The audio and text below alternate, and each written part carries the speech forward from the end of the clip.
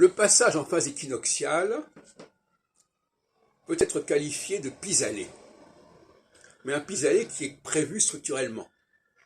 C'est-à-dire que quand il y a une défection énergétique, comme j'en ai parlé l'autre jour, de la part des leaders, qui n'ont plus le potentiel, qui n'ont plus l'énergie pour faire eux-mêmes, pour porter sur leurs épaules tout le processus, eh bien, on fait appel à une population de bas de gamme qui aura au moins l'avantage de représenter factuellement la population, ce qui lui donne un pouvoir, une légitimité en quelque sorte, comme les sondages d'opinion.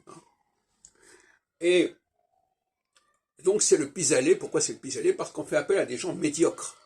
On fait appel à des gens qui n'ont pas de vrai potentiel. Et on a fait appel au quantitatif qui va prendre sa revanche sur le qualitatif.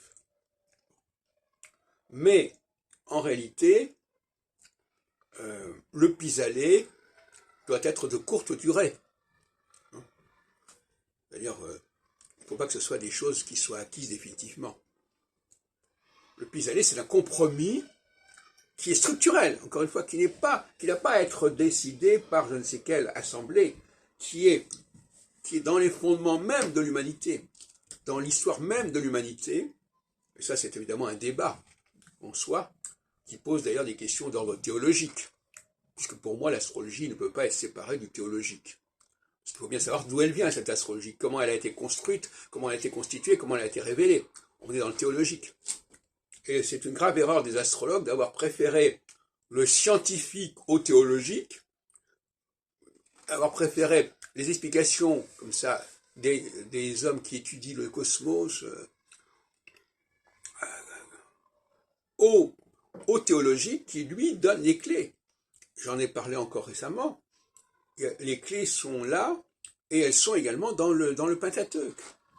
J'en ai parlé, à savoir les 7 vaches maigres et les 7 vaches grasses, et 7 années plus 7 années.